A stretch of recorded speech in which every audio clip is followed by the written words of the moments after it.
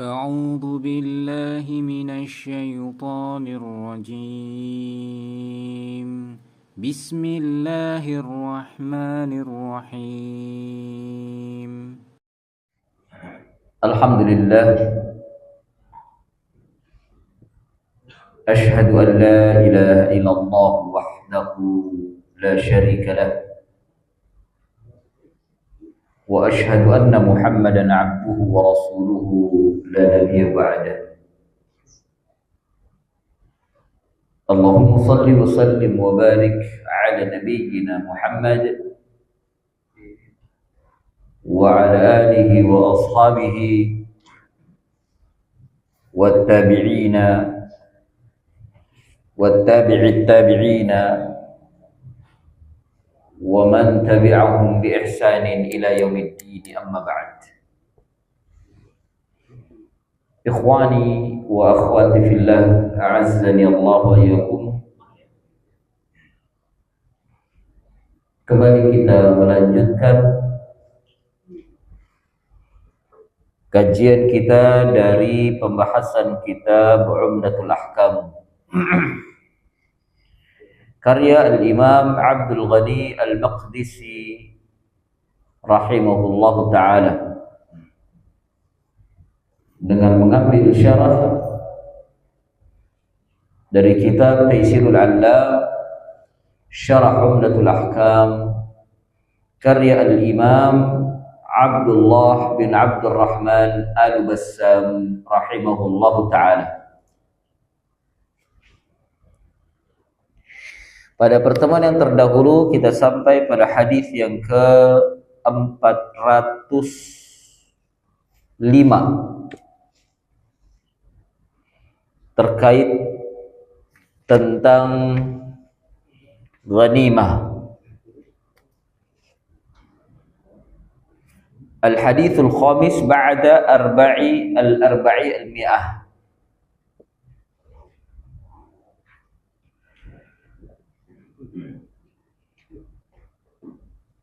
Al-Imam meletakkan hadis apa yang diriwayatkan oleh Bukhari dan Muslim dari Abu Qatadah Al-Ansari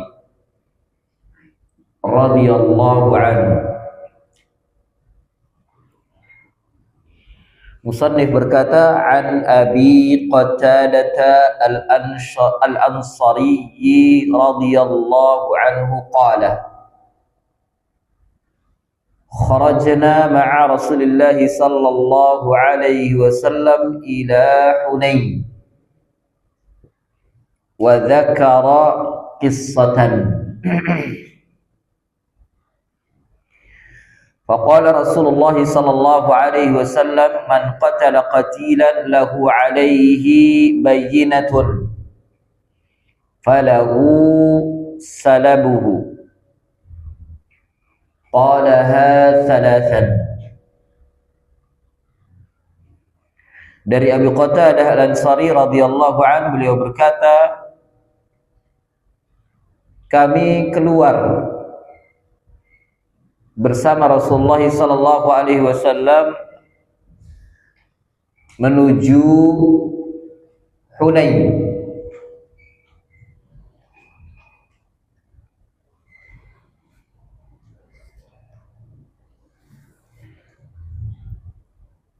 Kemudian disebutkan kisahnya, yakni kisah tentang perang Hunain. Di dalam hadis tersebut, faqala Rasulullah sallallahu alaihi wasallam, lalu bersabda Rasulullah sallallahu alaihi wasallam, man qatala qatilan, siapa saja yang membunuh musuh, seorang musuh, lahu alaihi bayyinah, baginya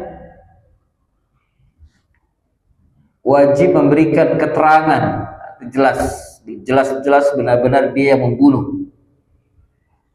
Maksudnya membunuh di sini qatilan, membunuh musuh, tentara musuh. yang dia benar-benar memerangi kaum muslimin, tergabung ke dalam anggota pasukan musuh.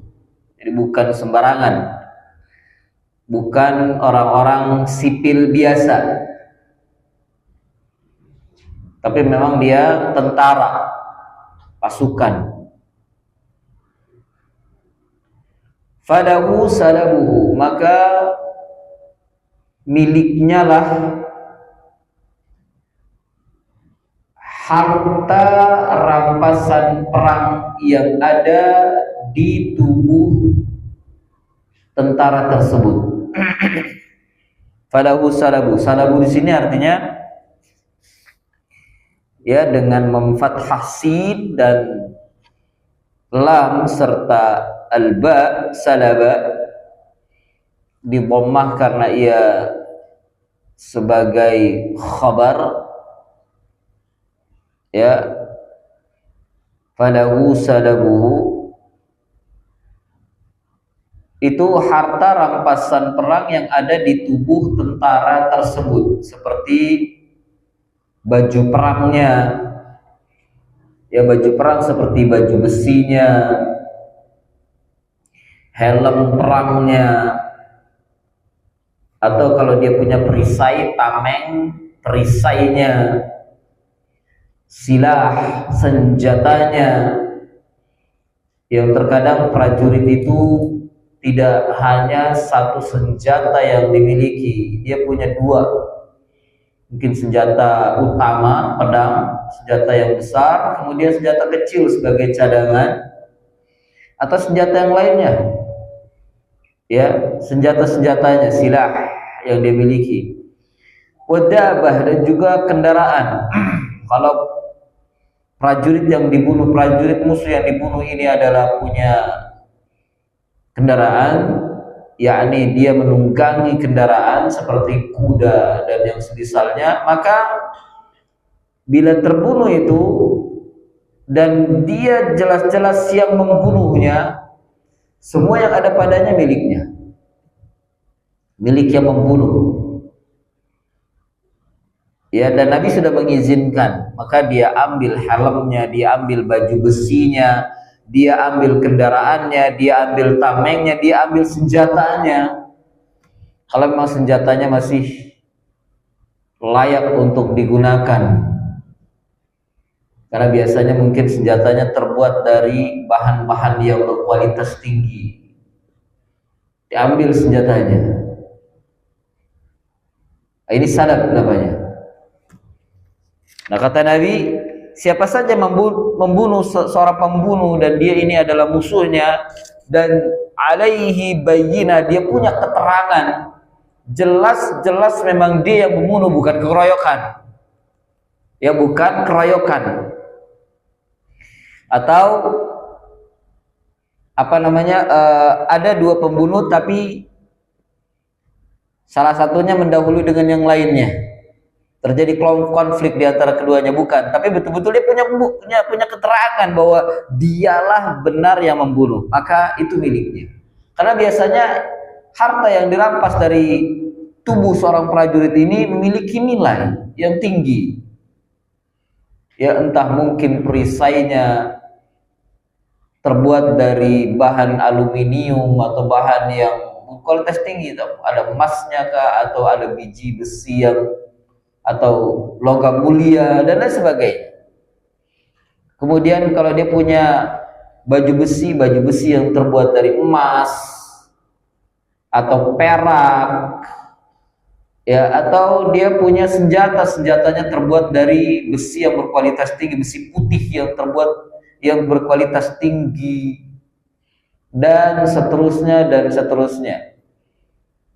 Nah, ini bisa jadi rampasan perang yang memiliki nilai yang tinggi. Makanya Nabi mengatakan lahu alaihi bayyinah, jelas baginya dialah yang membunuh, punya keterangan, punya penjelasan yang jelas bahwa dialah yang membunuh. Bukan keroyokan, bukan rebutan, bukan saling mengklaim bahwa dirinya yang membunuh, tidak, ya. Dan Nabi mengatakan 3 kali, qalaha thalathan, yakni falahu salabuhu, falahu salabuhu, falahu salabuhu. Atau Nabi mengatakan dari awal, man qatala qatilan falahu salabuhu, man qatala qatilan falahu salabuhu, man qatala qatilan falahu salabuhu, 3 kali. Ya. Kemudian hadis berikutnya, hadis yang ke-406, al-haditsus sadis ba'da al-arba'umiyah. Musannif meletakkan hadis apa yang diriwayatkan oleh Bukhari dan Muslim dari Salamah bin al-Aqwa'. Ini seorang prajurit sahabat Nabi, prajurit yang tangguh, ya, kuat. Salamah bin al-Aqwa'. An Salamah bin al-Aqwa' radhiyallahu anhu qala ata an-nabiy sallallahu alaihi wasallam aini minal musyrikin, ainun minal musyrikin wa huwa fi safarin fajalasa 'inda ashabihi yatahaddath thumma fatala faqala an-nabiy sallallahu alaihi wasallam utlubuhu waqtuluhu faqataltuhu fanafalani salabahu. Dari Salamah bin al-Aqwa' radhiyallahu anhu, beliau berkata, datang kepada Nabi ainun, mata spionase dari kalangan kaum musyrikin. Jadi ketahuan kalau dia itu mata-mata. Ya, ketahuan kalau dia itu mata-mata. Wa huwa fis safar. Sementara beliau dalam keadaan safar, ya, dalam perjalanan. Fajalasa 'inda ashabihi yatahaddats. Lalu beliau duduk, maksudnya dalam keadaan istirahat. Istirahat dalam perjalanan. Fajalasa 'inda ashabihi yatahaddats. Beliau duduk di sisi para sahabatnya, artinya dikelilingi para sahabatnya, yatahaddats, beliau berbicara. Thumma fatala. Kemudian ia pergi. Thumma fatala, kemudian mata-mata itu pergi, beranjak. Afwan, yang duduk ini bukan Nabi, tapi yang duduk ini mata-mata itu. Wa huwa fi safarin, sementara beliau dalam keadaan safar. Fajalasa, maka mata-mata ini duduk di sisi para sahabat Nabi, yatahaddath, ngobrol. Jadi seolah-olah dia itu bukan mata-mata, karena mata-mata dia menyamar, kalau bahasa kita nyamar, dia duduk-duduk di antara para sahabatnya, ngobrol seolah-olah dia itu adalah temannya. Tumafatala, kemudian mata-mata ini pergi, entah pergi untuk memberi informasi kepada tuannya atau siapapun yang dia kerjasama dengannya. Faqala Nabi sallallahu alaihi wasallam, lalu Nabi sallallahu alaihi wasallam bersabda, utlubuhu waqtuluhu, utlubuhu waqtuluhu, cari dia, bunuh, cari dia dan bunuh. Faqataltuhu, lalu dicari oleh Salamah bin al-Aqwa' itu tadi, dicari, ketemu, lalu dibunuh oleh Salamah bin al-Aqwa'. Fanafalani salabahu, lalu Nabi sallallahu alaihi wasallam memberikan izin kepadaku, memberikan hadiah, bahwa harta rampasan yang dimiliki oleh mata-mata ini milik Salamah bin al-Aqwa'. Milik Salamah bin al-Aqwa'.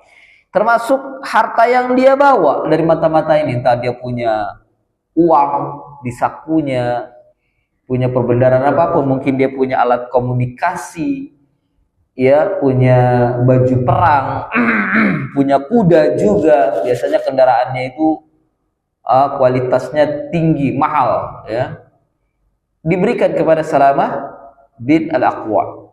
Wa fi riwayatin faqala, dan dalam riwayat yang lain beliau bersabda, man qatala rajula, man qatala rajula. Nabi bertanya kepada para sahabat yang para sahabat ya, siapa membunuh orang itu? Siapa yang membunuh orang itu? Yani siapa yang membunuh mata-mata tadi? Faqalu, maka para sahabat yang lain mengatakan Ibnul Aqwa, yakni Salamah bin Al-Aqwa. Ibnul Aqwa. Faqala lahu salabuhu ajma'a. Maka miliknya lah harta rampasan yang ada pada diri orang itu, ajma'a, kumpulkan. Berkumpul atau semuanya, ajma'a ini semuanya, semua yang ada pada mata-mata itu. Kalau dia punya penutup kepala yang bagus seperti topi atau mungkin kutroh atau apapun, itu miliknya. Pakaian yang bagus-bagus mungkin itu miliknya. Kendaraan kalau dia punya seperti kuda dan yang semisalnya itu miliknya. Ada senjata atau alat-alat perang itu juga miliknya. Yani diberikan kepada Salamah bin Al-Aqwa. Salamah bin Al-Aqwa.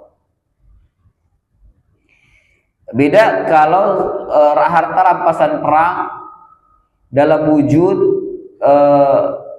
skala besar ya, seperti pasukan itu biasanya ada di perbendaharaan, di base campnya itu, di markasnya, di base campnya ada, mungkin ada emas, ada apapun yang dikumpulkan di base campnya sebagai logistik, alat persenjataan perang, ya, perlengkapan perang disimpan di base camp mereka, maka itu bukan milik siapa-siapa tapi milik amir, ya, milik amir yang bila terkumpul akan dibagikan kepada para pasukan.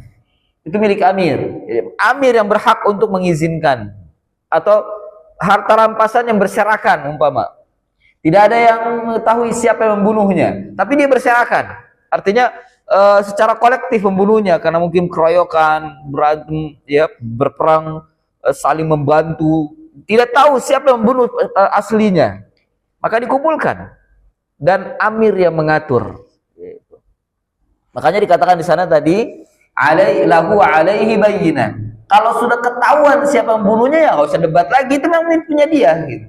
Tapi kalau belum ketahuan dan itu adalah dalam skala besar, kumpulan dan bahkan sebagai bekal pasukan yang bukan dikatakan milik pribadi, maka itu milik amir atau amir yang mengaturnya, dikumpulkan lalu disetorkan kepada amir yang mengaturnya harta rampasan perang tersebut untuk dibagikan kepada pasukan sesuai dengan kadar yang mereka atur oleh amir.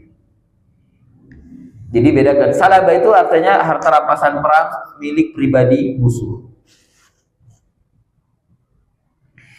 Ma yustafadu minal hadis, apa yang bisa diambil faedah dari hadis ini? Fihi anna man qatala qatilan wa aqama ala qatlihi iyyahu bayyinah falahu salabuhu alladhi taqaddama ta'rifuhu. Pada hadis ini terdapat bahwasannya siapa saja yang membunuh musuh, ya, wa aqama ala qatlihi, dan dia jelas dia berdiri untuk membunuhnya, ia bayyinah, dia punya keterangan, baginya keterangan, falahu salabuhu, maka harta rampasannya milik dirinya, yakni milik yang membunuh dari kalangan kaum muslimin, dan keterangannya sudah berlalu. Yang kedua, inna salaba lil qatil. Ini dia yang dijadikan syahid. Inna salaba lil qatil, sesungguhnya harta rampasan perang pribadi musuh itu milik orang yang membunuh, orang yang membunuhnya dari kalangan kaum muslimin. Sawa'un qalahu qaidul jaish qabla al-qitali aw ba'dahu, sama saja ya panglima yang mengatakannya, qalahu qaidul jaish, yang dikatakan oleh panglima pasukan sebelum berperang atau setelah berperang, ya, sawa'un qalahu qaidul jaish, ya, sama saja apa yang dikatakan oleh panglima perang sebelum berperang atau sesudah berperang. Ini sebelum berperang, Pak, dia membunuh musuh, mungkin ada musuh menyelinap masuk untuk mata-matai, dibunuh dia, ketahuan dibunuh, padahal dia musuh. Ya, atau mungkin dalam rangka mubarazah itu duel, sebelum perang pasukan duel dulu. 1 lawan 1 duel. Biasa begitu duel ya. Ya, siapa yang dijagokan dari pihak muslim, siapa yang dijagokan dari pihak musuh, duel. Dia berhasil, sang muslim berhasil membunuh, maka harta rampasan perang dia yang ada pada dirinya, senjatanya, kudanya, baju besinya, atau peralatan yang lain dari peralatan perang itu milik yang membunuh dari kalangan kaum muslimin. Dan itu tidak dibagikan, murni dibagikan, diberikan kepada sang pembunuh duel tadi dari kalangan kaum muslimin kalau dia menang. Ya, kalau dia berhasil membunuh musuhnya.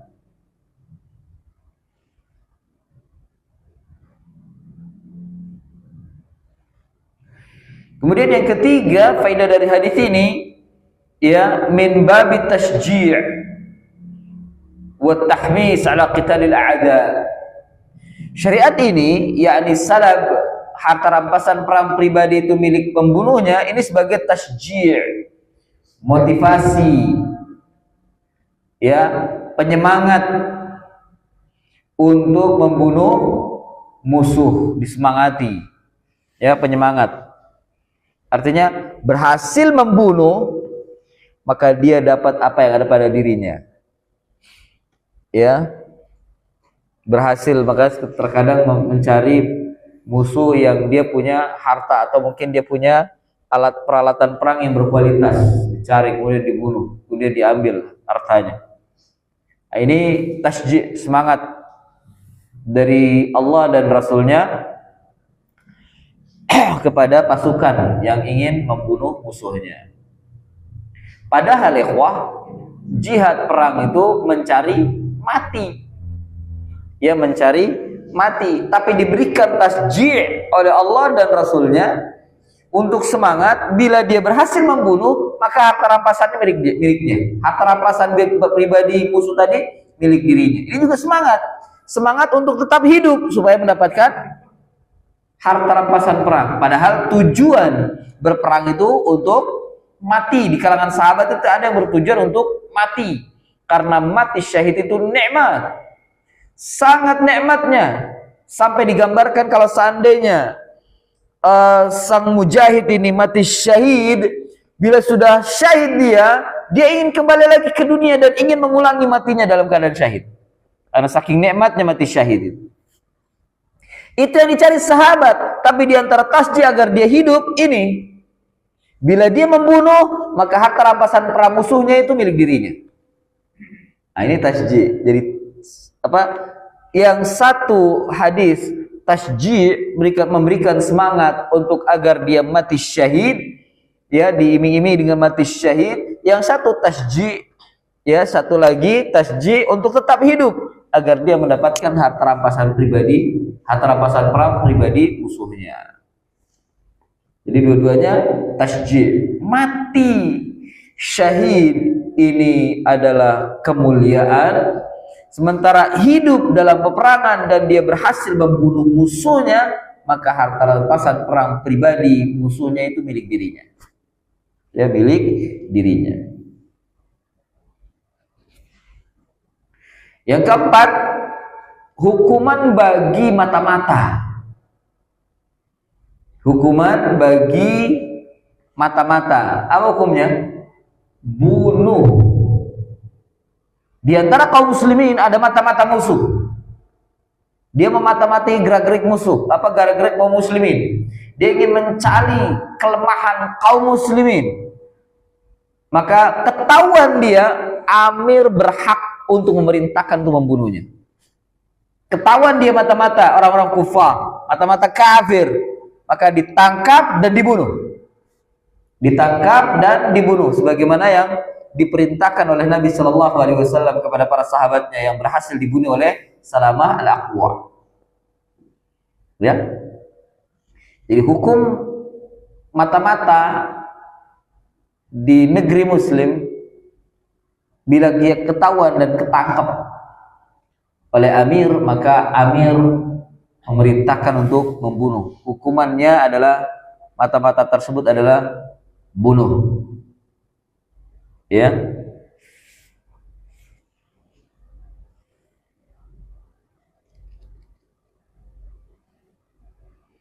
Dan banyak sekali mengapa alasan mata-mata itu dibunuh, karena berbahaya. Dia membawa rahasia kaum muslimin, membawa aib, celah dan kelemahan kaum muslimin, sehingga memberikan peluang kepada musuh untuk menghancurkan kaum muslimin dari titik lemah yang diinformasikan oleh mata-mata itu. Karena mata-mata itu mencuri informasi, mencuri data terkadang untuk musuhnya. Maka yang seperti ini tidak bisa ditolerir. Benar yang dikatakan oleh Nabi, tepat hukuman Nabi, bunuh, mata-mata itu bunuh untuk menutup informasi yang dia bawa, untuk memutus informasi kaum muslimin yang dia bawa, yang akan dibocorkan kepada orang-orang kufar. Bunuh, ya, dan tidak ada toleransi di sana. Tidak ada toleransi di sana.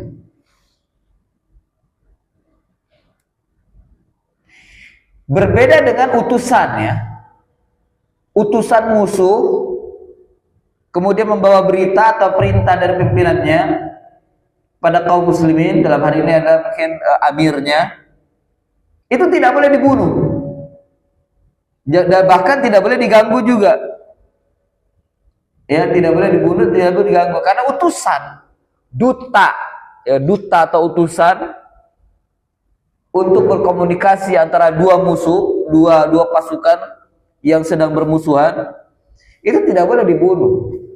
Kalau membunuh dan melanggar peraturan perang, maka dia diperangi, dibunuh juga yang membunuhnya itu, ya, melanggar aturan perang. Karena kaum muslimin pernah seperti itu, ditipu, diutus utusan, beberapa utusan oleh Nabi Shallallahu Alaihi Wasallam kepada ahlul kitab, dan utusan ini memiliki bacaan Al-Quran dengan kualitas yang tinggi, dan dalam rangka untuk mengajarkan kepada mereka jin.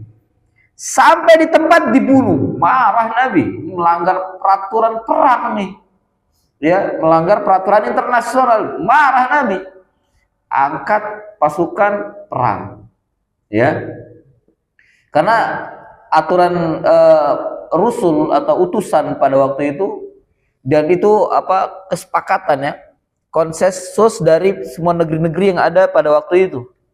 Kalau ada utusan negara lain tidak boleh dibunuh. Ya, tidak boleh dibunuh, karena mungkin bisa jadi membawa amanah, berita dari negerinya, tidak boleh dibunuh, ya, dan itu kesepakatan. Namun ada yang melanggar batas di sana, dan diantaranya Yahudi yang melanggar batas. Dia selalu menentang aturan perang yang ada yang disepakati oleh dunia pada waktu itu, dan ternyata memang adab dan akhlak yang seperti ini masih ada sampai sekarang. Mereka selalu melanggar peraturan-peraturan perang yang telah disepakati oleh dunia, ya, yang telah disepakati. Bahkan mereka juga melanggar perjanjian damai di antara yang telah disepakati oleh dunia. Berani untuk melanggar perjanjian damai. Dan selalu seperti itu. Damai dengan adanya perjanjian, dia pertama kali yang membatalkan. Dari dulu sampai sekarang, ya, mereka pertama kali membatalkan. Ahlul kita yang pertama kali membatalkan. Bahkan tidak sedikit utusan-utusan kaum muslimin dibunuh oleh mereka. Ya, dibunuh oleh mereka. Nah, jadi utusan Rasul itu tidak boleh dibunuh, sementara mata-mata bila ketahuan itu dibunuh. Naam, ikhwani fillah, a'azzanallahu wa iyyakum. Selanjutnya hadis yang ke-407. Al-haditsu as-sabi'u ba'da al-arba'umi'ati. Ba'da al-arba'umi'ati. Al-Imam meletakkan hadis apa yang diriwayatkan oleh Bukhari dan Muslim dari Abdullah ibn Umar radhiyallahu anhuma. Datang dari sahabat Abdullah ibn Umar radhiyallahu anhuma.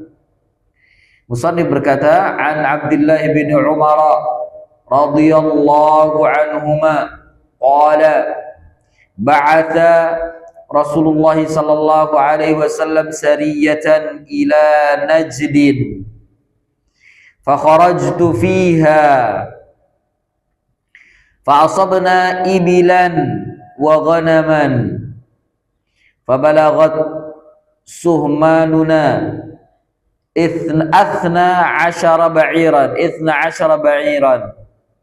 wa naffalana Rasulullah sallallahu alaihi wasallam ba'iran. Ada bisa baca artinya? Baca Rob. Dari sahabat Abdullah bin Umar radhiyallahu anhu mengatakan Rasulullah sallallahu alaihi wasallam mengutus pasukan ke Najd dan aku juga turut serta dalam pasukan tersebut. Kami mendapatkan unta dan kambing rampasan yang kami peroleh mencapai 12 unta. Oleh karena itu 12 unta. Nah. Oleh karena itu Rasulullah memberikan kami masing-masing seekor unta. Nah. Jadi hadis ini berbicara tentang harta rampasan perang, ya. Lalu Nabi membagikannya kepada pasukan tersebut. Karena yang berhak untuk mendapatkannya adalah pasukan tersebut yang diutus oleh Nabi sallallahu alaihi wasallam. Ya. An Abdullah bin Umar radhiyallahu anhu qala, dari Abdullah bin Umar radhiyallahu anhu beliau berkata, ba'atha Rasulullah sallallahu alaihi wasallam sariyatan. Rasulullah sallallahu alaihi wasallam mengutus sariyah, satu pasukan. Sariyah itu pasukan yang tidak ada Rasul di dalamnya. Sariyah. Kalau yang ada Nabi di dalamnya namanya askar. Dan perang yang Nabi di dalamnya ikut dinamakan ghazwah. Bukan ma'rakah. Kalau ma'rakah itu perang yang tidak ada Nabi di dalamnya. Nabi tidak turut serta di dalamnya. Tapi kalau ghazwah itu perang yang ada Nabi di dalamnya. Ghazwah itu perang yang ada Nabi di dalamnya. Nah, Sariyah itu pasukan yang tidak ada Nabi di dalamnya. Nabi tidak ikut serta dalam pasukan itu. Ya. Kalau ada Nabi di dalamnya namanya askar. Askar. Pasukan lebih besar daripada Sariyah. Ya, lebih besar daripada Sariyah. Kalau Sariyah itu seperti kayak tim pasukan yang terdiri dari beberapa orang. Tapi kalau askar, pasukan besar itu yang biasa kalau kita tentara kita sebut namanya batalion. Satu batalion itu terdiri dari berapa tentara itu? Satu kompi, satu batalion. Ya, tapi ada Nabi di dalamnya. Tapi kalau tidak ada namanya Sariyah. Nabi sallallahu alaihi wasallam mengutus pasukan ke Najd. Fa kharajtu fiha, dan aku turut serta di dalamnya, yakni Abdullah bin Umar termasuk anggota pasukan tersebut yang diberi tugas oleh Nabi ke Najd. Lalu sampai di Najd berperang, terjadi kontak. Ya, terjadi kontak peperangan di Najd. Lalu menang.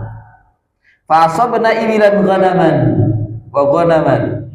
Di antara harta rampasan perangnya itu adalah ibil, onta dan kambing.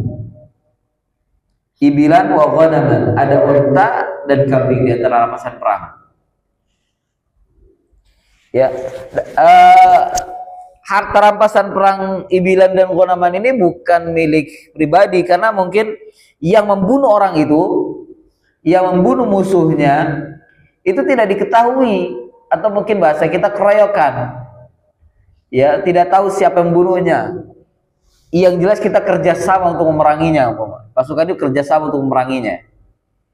Maka tidak diklaim bahwa dia membunuh, itu harta milik dia. Tidak boleh diklaim. Itu urusannya diambil oleh amir kalau memang tidak diketahui siapa yang membunuh sebenarnya.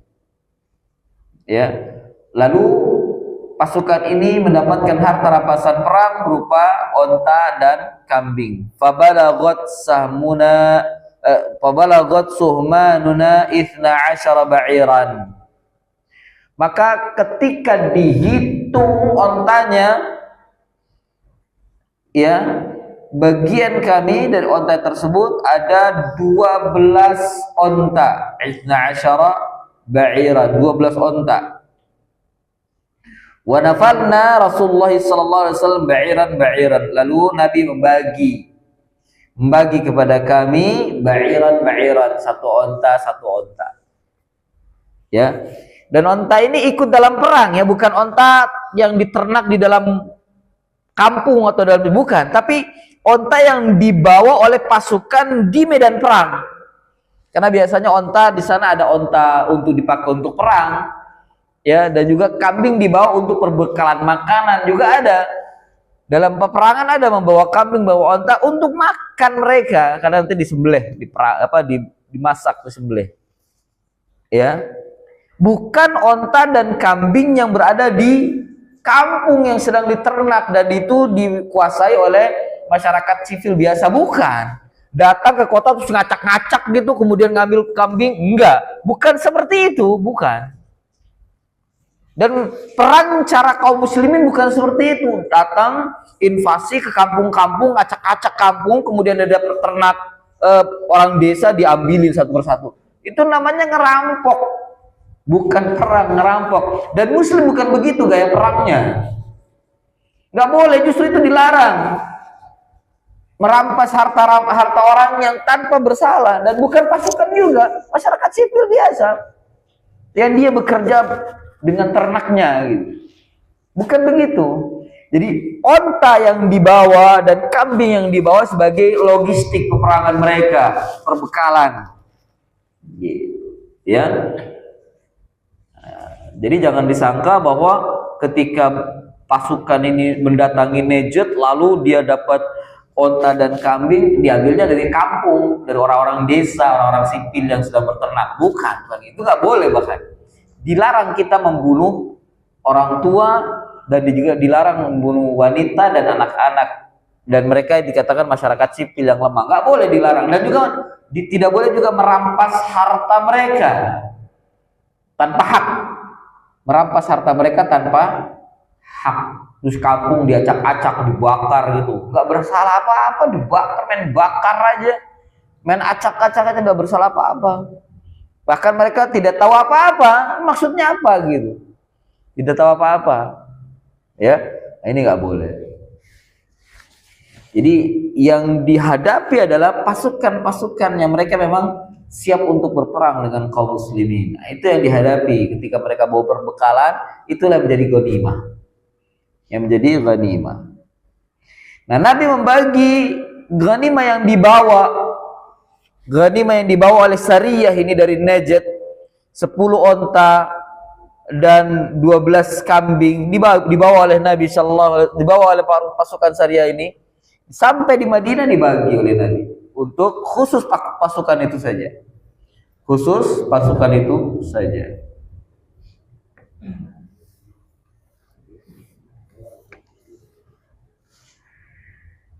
Ikhwani fillah, a'azzanallahu wa iyyakum. Ma yustafadu minal hadits, apa yang bisa diambil faedah dari hadis? Yang pertama, ba'atsus sariyah li'idha'afil adu. Mengutus pasukan untuk melemahkan musuh. Ya, untuk melemahkan musuh. Jadi diutus pasukan ini untuk mengetahui kondisi musuh, kalau seandainya dia ingin melakukan gerakan, dilawan gerakannya untuk memperlemah mereka. Dan ini termasuk dari strategi perang. Ya, strategi perang. Soal, boleh kita mata-matai musuh? Boleh, mata-mata itu strategi.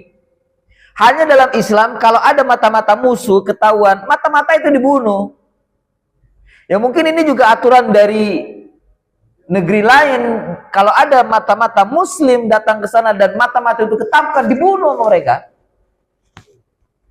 Tapi mata-mata muslim yang terbunuh di sana syahid. Kalau memang terbunuh, Nabi menjanjikan syahid. Ya, karena pada waktu itu aturannya mata-mata itu hukumannya dibunuh bila tertangkap.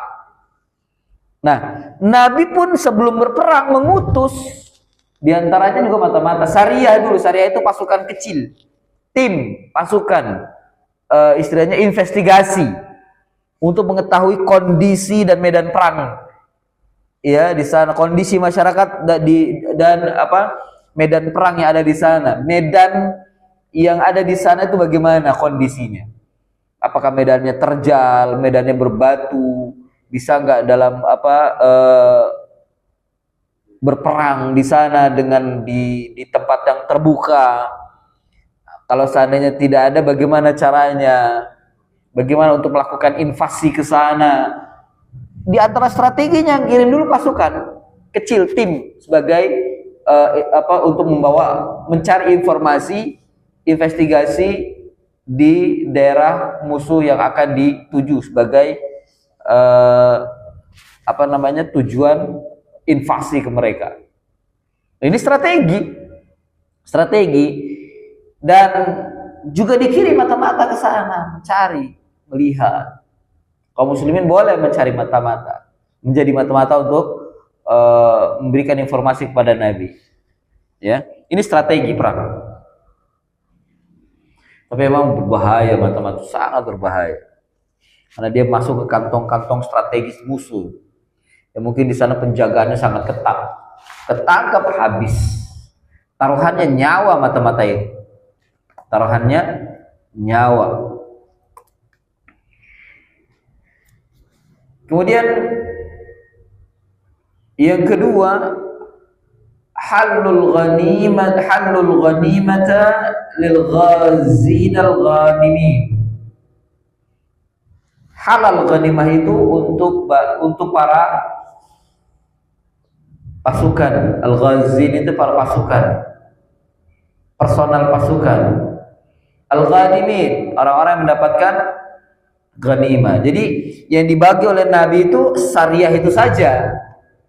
Kaum muslimin yang tidak ikut ya nggak dapat bagian. Syariah itu saja, syariah yang berhasil mendapatkan ghanimah, ya itu saja yang dibagi pada mereka, tentunya dengan ketentuan dari amir. Dalam hal ini adalah Nabi SAW yang membagi. Nabi yang menentukannya. Si fulan dapat berapa, si fulan dapat berapa, si fulan dapat berapa. Sisa dari pembagian itu dimasukkan ke Baitul Mal. Ya, dimasukkan ke Baitul Mal.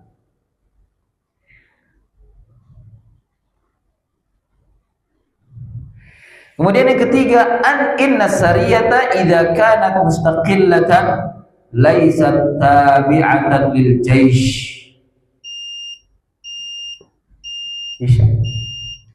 Baik, ikhwah, ba'da Isya kita lanjutkan. Wassallallahu ala nabiyyina Muhammadin wa ala alihi washabbihi wasallam.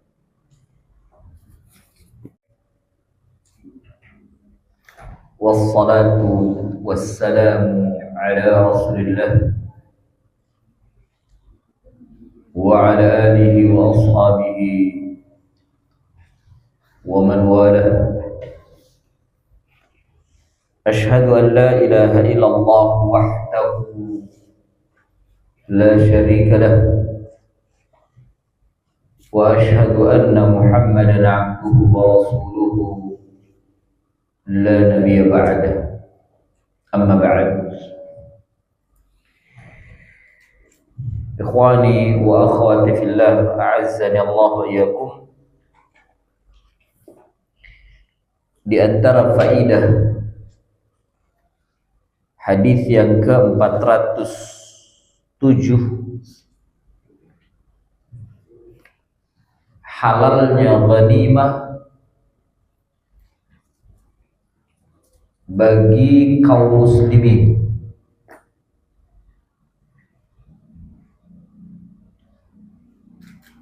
Dan ini termasuk apa yang menjadi kekhususan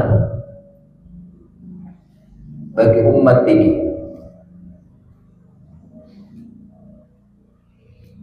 di mana umat-umat terdahulu tidak dihalalkan untuk mengambil ghanimah,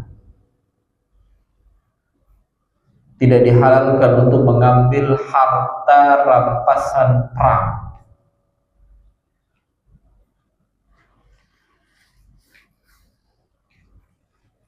dan itu sudah ketentuan dari Allah. Namun untuk kaum muslimin, larangan tersebut dihapus, mansukh. Untuk kaum muslimin, Allah menghalalkan ghanimah.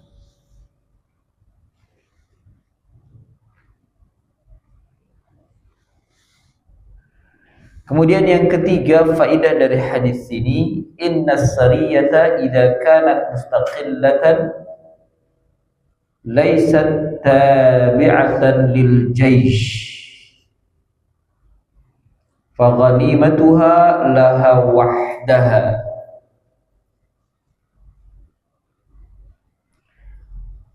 Jika sariyah, pasukan ini, satu tim pasukan,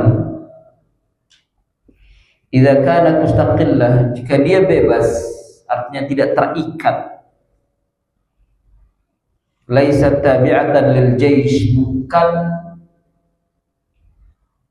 termasuk yang mengikuti satu pasukan besar dari tentara. Jaysh itu pasukan besar, batalion. Sementara syariah ini bukan pecahannya, artinya bukan bagian yang terpisah. Nah, kalau ada syariah, dia itu mustaqillah, bebas, dia bukan bagian daripada pasukan tentara besar ini, maka ghanimatuha, harta rampasan perangnya, laha wahdaha, hanya untuk syariah itu, bukan untuk jaysh. Tapi kalau seandainya syariah ini bagian daripada jaysh, sementara syariah, pasukan satu tim ini mendapatkan ghanimah, maka ghanimah ini digabungkan ke ghanimah jaysh juga. Jaysh juga mendapatkan bagian daripada ghanimah. Ya. Nah, seperti syariah yang diutus oleh Nabi ini secara khusus, dia bukan bagian daripada jaysh, maka ketika syariah ini mendapatkan ghanimah, Nabi membaginya khusus pada syariah ini. Jaysh, pasukan yang besar itu tidak mendapatkan, artinya tidak dapat bagian. Namun tetap ketentuannya ditentukan oleh amir. Ya.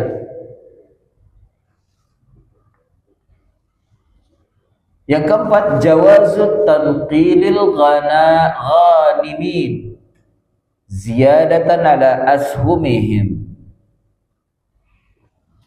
Bolehnya tanqil. Tanqil itu memindahkan. Ia memindahkan, bukan tanqil tapi tanfil. Tanfil itu membagi tambahan,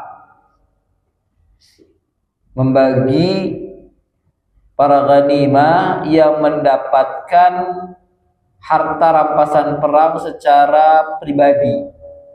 Dia mendapatkan tambahan dari bagian mereka dari ghanimah yang secara umum. Umpama dalam satu pasukan ini, dalam satu syariah ini, dia maju berperang sendirian, duel, kalau bahasa kita duel, dia menang, membunuh musuh, dia mendapatkan ghanimah dari musuhnya itu secara pribadi.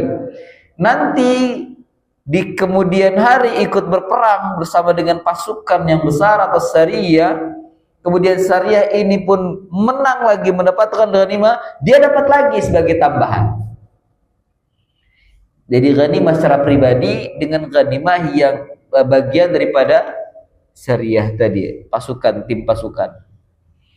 Dan ini lagi-lagi tasjih, sebagai penyemangat.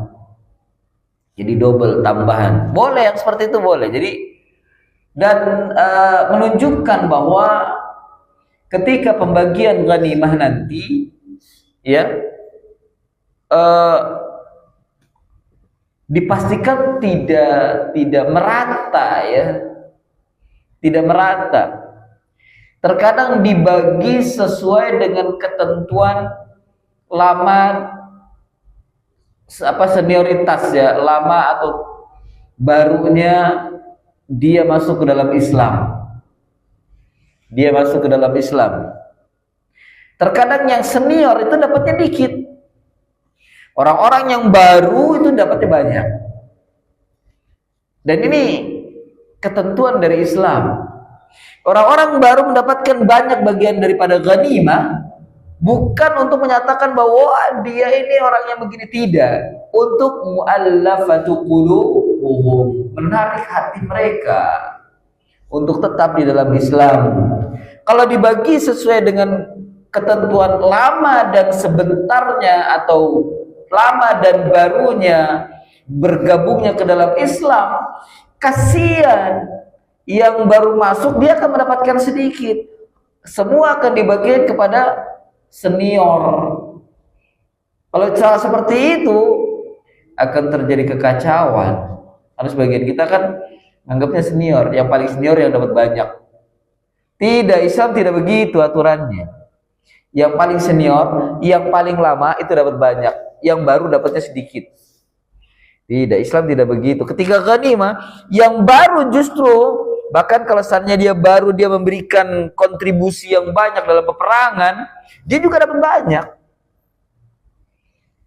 Atau bahkan orang-orang baru ini ketika dalam jahiliyah, dalam kafirnya dahulu sebelum masuk Islam, dia memiliki jabatan atau orang yang berpengaruh di kalangan umatnya atau di kalangan kaumnya, dia pun juga akan dapat banyak meskipun dia baru dalam masuk Islam.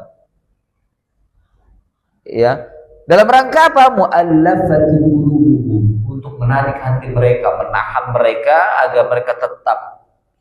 Nanti kalau seandainya sudah lama dan iman sudah kuat, maka dia akan digabungkan pada senior.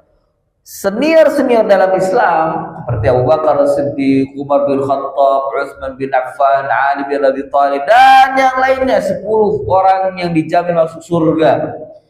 Itu dikasih sedikit atau banyak, mereka tidak masalah. Artinya apa? Karena imannya sudah stabil, imannya sudah kokoh, dan dunia juga bukan lagi tujuan mereka.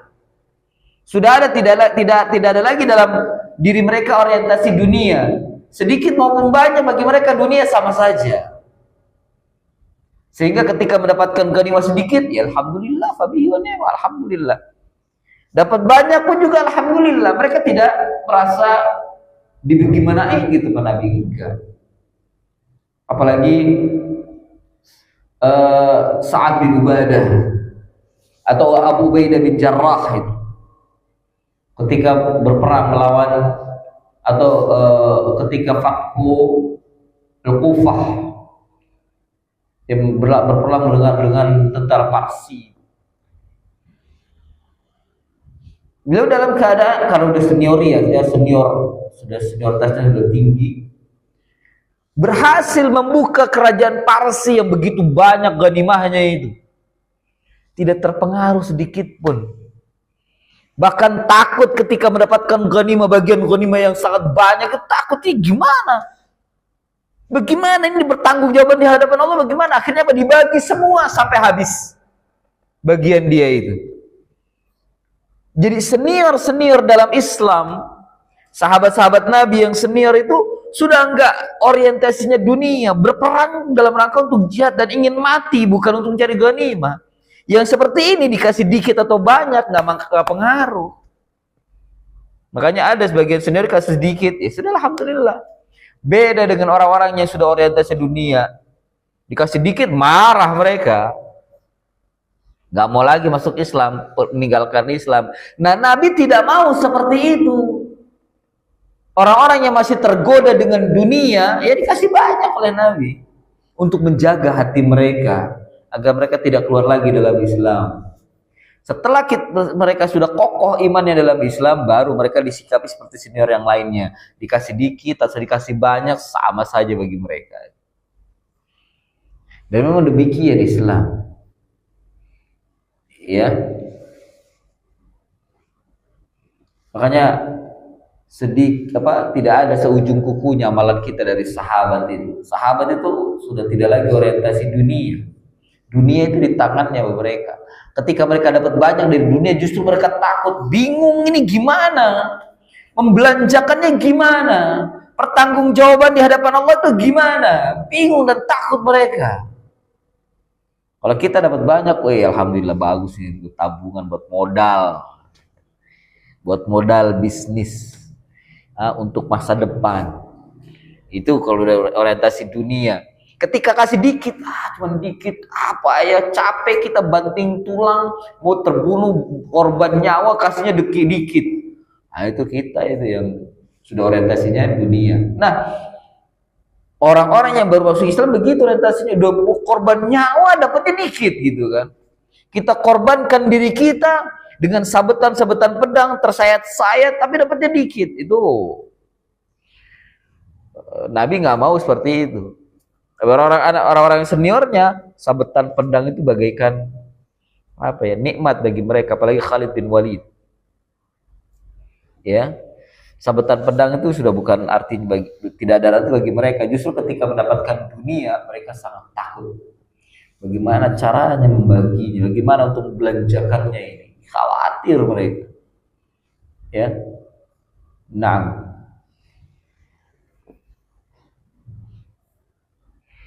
Kemudian hadis yang ke-408, al-hadits tsamin ba'da al-400. An Abdullah bin Umar radhiyallahu anhuma 'anil nabiy sallallahu alaihi wasallam qala idza jama'a Allahu al-awwalina wal-akhirina yurfa'u likulli ghadirin liwa'un fayuqalu hadhihi ghadratu fulan ibn fulan. Nah, terjemahkan. Dari Abdullah bin Umar radhiyallahu anhu meriwayatkan dari Nabi sallallahu alaihi wasallam, beliau bersabda, jika Allah telah mengumpulkan orang-orang yang terdahulu hingga yang terakhir, maka setiap orang yang berkhianat diberi bendera dan dikatakan, ini adalah pengkhianatan fulan. Nah, sekarang pembahasan sudah berbeda. Kalau tadi tentang ghanimah, bagaimana pembagian ghanimah, bagaimana tentang hukum-hukum ghanimah. Sekarang hadis yang ke-408 ini tentang hukum pengkhianat. Hukum pengkhianat dalam pasukan. Ya, pengkhianat.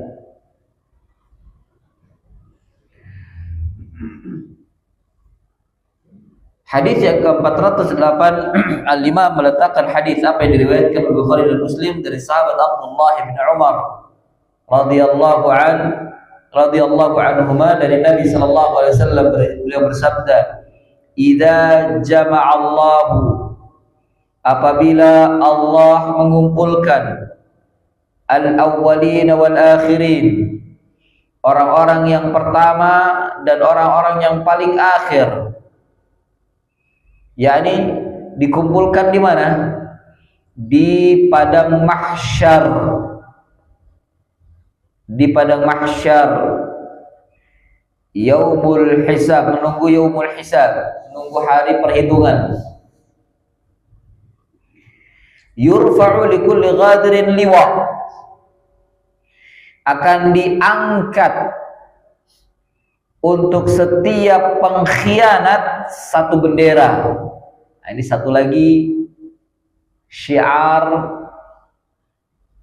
yang buruk, syiar orang-orang yang buruk, syiarnya para pengkhianat. Allah kasih bendera, dikasih bendera, ini bendera pengkhianat. Iya. Kalau orang riba dibangkitkan di hari kiamat bagaimana? Yatakhabbatu minal mas, seperti kesurupan setan, kayak orang gila orang-orang riba itu. Orang yang makan riba dibangkitkan nanti pada hari kiamat, orang akan melihat orang ini pemakan riba, dia seperti orang gila, kesurupan, seperti kesurupan setan, majnun.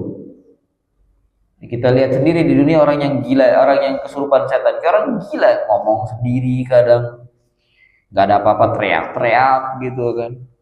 Ya orang baca Quran sendiri langsung teriak, nangis. Dah pokoknya kayak orang gila, kesurupan setan. Itu pemakan riba. Nanti di akhirat juga ada cahaya-cahaya orang-orang yang mendirikan sholat itu gurran muhajjalin, anggota sholatnya itu putih bercahaya. Itu syiar orang-orang yang taat. Jadi akan ditampakkan nanti pada hari kiamat syiar orang-orang yang durhaka, orang-orang yang bermaksiat, orang-orang munafik dan pengkhianat, serta syiar-syiar orang-orang yang taat kepada Allah akan ada nih. Dan orang bisa melihatnya. Ya, setiap manusia akan bisa melihatnya. Wah, ini pengkhianat. Oh, ini pemakan riba. Wah, ini penggibah. Oh, ini namimah. Dilihat, oh. Kemudian untuk orang-orang yang taat, oh ini orang-orang yang sholat. Ini orang-orang yang berpuasa. Ini orang-orang, dan para ulama ada mimbar-mimbar mereka. Ya, mimbar-mimbar ulama, dan paling tinggi mimbarnya adalah Mu'adz bin Jabal. Di mimbar, di atas mimbar. Ada mimbar-mimbar ulama. Ya. Akan dikumpulkan, dan di sini di antara syiarnya adalah bendera pengkhianat. Yurfa'u likulli ghadin liwa. Diangkat untuk setiap pengkhianat itu bendera. Fayuqalu, dan di bendera itu, ketika diangkat bendera itu dikatakan hadhihi ghudratu fulan ibn fulan. Ini bendera pengkhianatnya fulan bin fulan. Dilihat. Wah, dan di bendera itu tertulis ghudratu fulan bin fulan. Bendera pengkhianat fulan bin fulan. Gak malu kita melihatnya nanti. Dan kita tahu orang ini dulu pengkhianat di dunia ini. Ya, pengkhianat sekarang nggak ketahuan, nanti di akhirat ketahuan pengkhianat itu. Ya, orang-orang munafikin akan ketahuan nanti di akhirat. Ya, orang-orang pendosa di dunia tidak ketahuan, nanti di akhirat ketahuan pendosanya.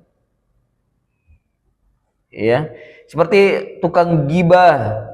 Tukang gibah itu dibangkitkan nanti pada hari kiamat, kukunya panjang, hitam, dan dia mencakar muka sendiri. Itu sebelum di neraka itu dibangkitkan dalam kondisi dia mencakar badannya sendiri, menderita dia waktu di padang mahsyar itu dengan cakarannya. Gibah namimah. Ada juga yang dibangkitkan dengan memakan bangkai, seperti gibah namimah. Ada yang memakan bangkai, bau bangkai. Ya, kadang Al-Quran menggambarkannya seperti makan bangkai. Namimah pun demikian. Namanya itu adu domba. Itu kukunya panjang. Ya. Panjang. Ada nanti dibangkitkan nanti pada hari kiamat, mereka di tiang-tiang seperti tiang salib di ini. Ya. Di tiang-tiang. Ini juga sama, memakan harta orang lain dengan cara zalim. Makan harta dengan cara zalim. Jadi terlihat syiar-syiar di sana nanti. Tampak syiar buruk dan syiar baik. Syiar buruk dan syiar baik. Ya. Dan kita berada di tengah-tengah kerumunan orang miliaran berkumpul di dalam satu tanah lapang di padang mahsyar, miliaran. Bukan miliar, triliunan. Karena manusia awal sejak zaman Nabi Adam sampai nanti bayi yang terakhir mendekati hari kiamat itu dibangkitkan semua oleh Allah. Berapa miliar, berapa triliun manusia itu berkumpul jadi satu, bersesak berkumpul bagaimana ya, berdesak-desakan mungkin satu lapangan. Ya, satu lapangan. Dan kita kalau seandainya kita akan bertemu dengan orang-orang yang kita kenal, dan kita akan bersama dengan orang-orang yang kita cintai, maka hati-hati dengan hati antum yang mencintai. Kalau antum mencintai orang-orang kafir, dikumpulkan bersama dengan orang-orang kafir. Mencintai Ronaldo, mencintai Messi. Kumpul nanti. Karena Nabi mengatakan demikian. Nabi mengatakan begitu. Antum kama ahbabtum, yani antum akan bersama, anta ma'aman ahbabta, engkau akan bersama dengan orang yang engkau cintai. Atau mencintai orang kafir bersama dengan mereka. Bukan hanya di padang mahsyar, nanti mengikuti nanti di neraka bersama dengan mereka. Nauzubillah. Maka lebih baik kita mencintai orang-orang yang terdekat. Yang pertama kita cintai itu Rasul. Ya, Rasul setelah Allah tentunya. Kedua, kita cintai para sahabat Nabi. Yang ketiga, cintai ulama. Selanjutnya kita cintai orang tua kita.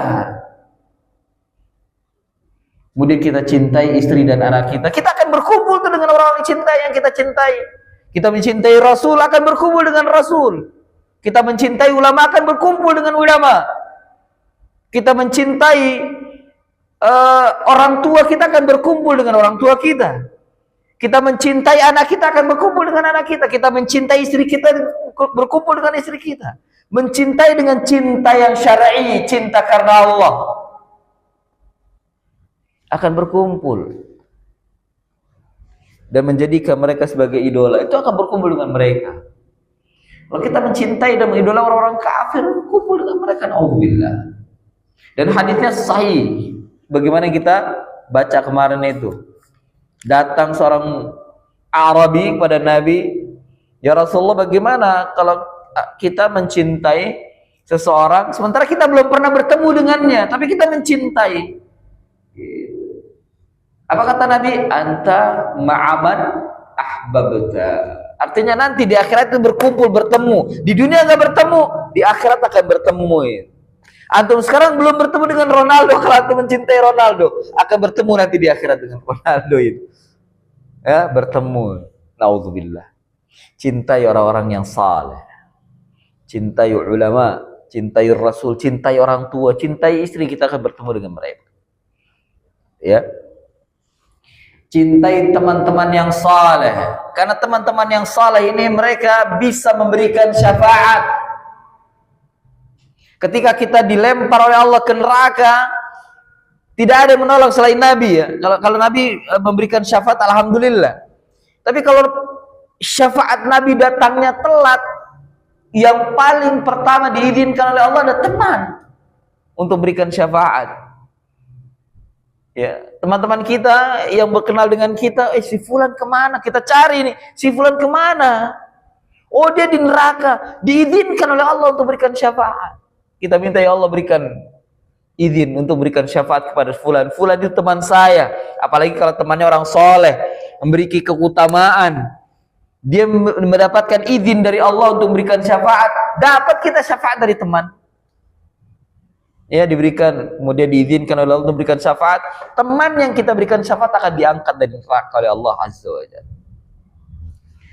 Maka jangan putus dengan teman, dengan ikhwan, teman-teman yang saleh. Jangan putus, apalagi bertengkar, gara-gara utang bertengkar, putus pertemanan, nggak bisa saling berikan syafaat, nggak punya teman. Ya, gara-gara duit bertengkar. Biasa begitu. Kalau gara-gara yang makanan nggak terlalu. Ketika duit konflik, udah putus pertemanan. Iya, putus pertemanan gara-gara duit. Dan kebanyakan begitu, gara-gara duit putus. Ya. Nah, itu antum nggak bisa berikan syafaat nanti di akhirat. Nah, ini jadi hadis ini memberikan informasi kepada kita. Nabi SAW memberikan informasi kepada kita bahwa di antara satu lagi syiar di akhirat adalah para pengkhianat itu akan dikibarkan benderanya nanti di akhirat. Setiap orang satu pengkhianat, satu bendera, dan di bendera itu tertulis hadihi ghudratun Fulan ibni Fulan, inilah bendera pengkhianat Fulan bin Fulan. Malu luar biasa. Nggak mau kita terima, dikasih sama Allah itu. Saya nggak mau, dikasih, dipaksa pegang, kamu tuh pengkhianat, gitu. Mau nggak mau kita pegang, kamu tuh pengkhianat. Nggak bisa kita menghindar, bukan pengkhianat, nggak bisa kita bohong, nggak bisa kita bohong. Bukan, saya bukan pengkhianat. Kamu pengkhianat, ini pegang benderanya, dikasih tanda, saya pengkhianat. La haula wala quwata, nggak malu antum. Itu siksaan, itu hukuman. Diwajibkan pegang bendera pengkhianat itu. Nggak mau tempeleng sama malaikat. Nggak mau tempel, dipaksa karena biar tahu ini pengkhianat itu. Orang tahu pengkhianat. Nggak mau tempeleng sama malaikat kayak apa coba? Ya, dipaksa. Dan di bendera itu tulisannya gitu, inilah bendera pengkhianat Fulan bin Fulan. Nauzubillah. Ya, nauzubillah. Hati-hati. Dan pengkhianat itu sifatnya munafikin. Pengkhianat itu termasuk di antara sifat orang-orang munafik. Ikhwani fillah, a'azzani Allah wa iyyakum. Ma yustafadu min al-hadis, apa yang bisa diambil dari hadis? Yang pertama, tahribul ghudar bil mahadan wal ma'ahid.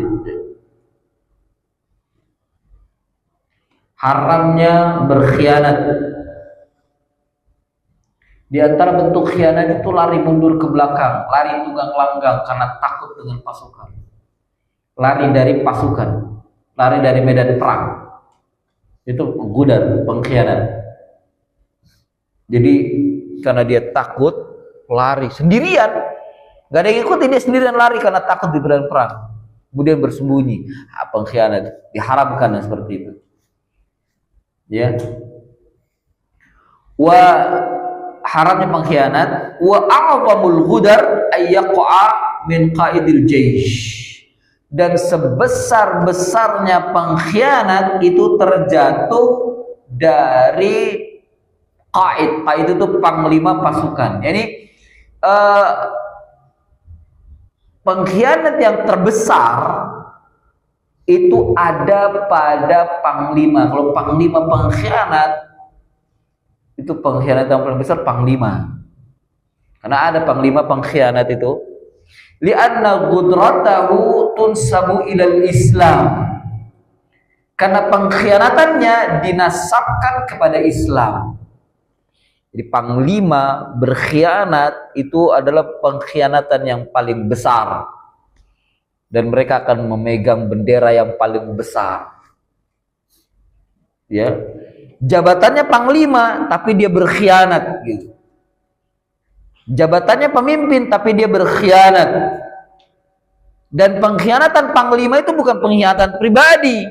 Pengkhianatan panglima itu dinasabkan kepada Islam. Ya, dinasabkan kepada Islam. Fatushawwihuhu wa tunaffiru anhu. Maka itu akan mengganggu kestabilan Islam, stabilitas Islam, dan akan membuat manusia itu lari. Dia membentuk kelompok tersendiri. Pasti setiap panglima itu ada pengikutnya, gitu kan? Diikuti dengan yang lain pengkhianatannya itu. Ya, diikuti dengan yang lain. Bi khilafi ghudaril afrad, berbeda dengan pengkhianatan pribadi, individu. Fahiya mansubatan ilaihim. Maka pengkhianatan pribadi itu dinisbahkan pada dia sendiri. Pada dia sendiri. Ya. Jadi yang paling besar pengkhianatan terjadi pada pemimpin, panglima, atau siapapun ya, mengkhianati Islam.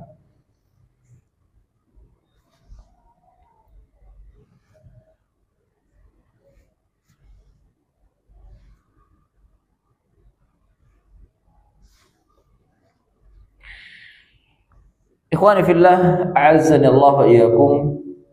Kemudian di antara faidah hadis ini, hadzal khizyu at-syani'u wal fadihatu al-kubra lil ghadir yaumil qiyamah.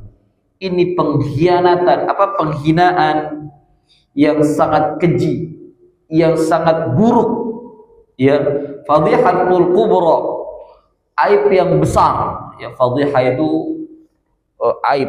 Kalau bahasa kita tuh telanjang sebenarnya, penelanjangan yang besar. Karena pengkhianat itu nanti ditelanjangi oleh Allah keburukannya. Ya, fadihatul kubra lil ghadir yaumil qiyamah, bagi para pengkhianat nanti pada hari kiamat. Dibongkar aibnya oleh Allah dengan ditandai dengan bendera. Fadihatul kubra, jadi pembongkaran, penelanjangan yang terbesar bagi pengkhianat itu dengan cara diberikan kepadanya bendera, dipaksa untuk pegang bendera. Masya Allah. Ya, nggak mau pegang, dipaksa. Pegang, kamu tuh pengkhianat. Ini bendera pengkhianat.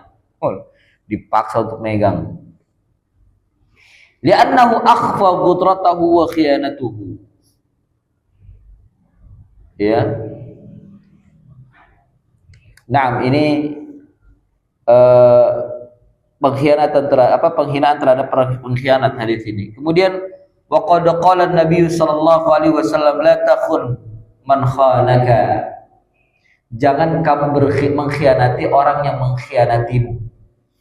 Artinya Nabi tidak membolehkan, Nabi melarang pengkhianatan dibalas dengan pengkhianatan. La takhun, kata Nabi, jangan kamu berkhianat man khanaka, terhadap orang yang telah mengkhianatimu.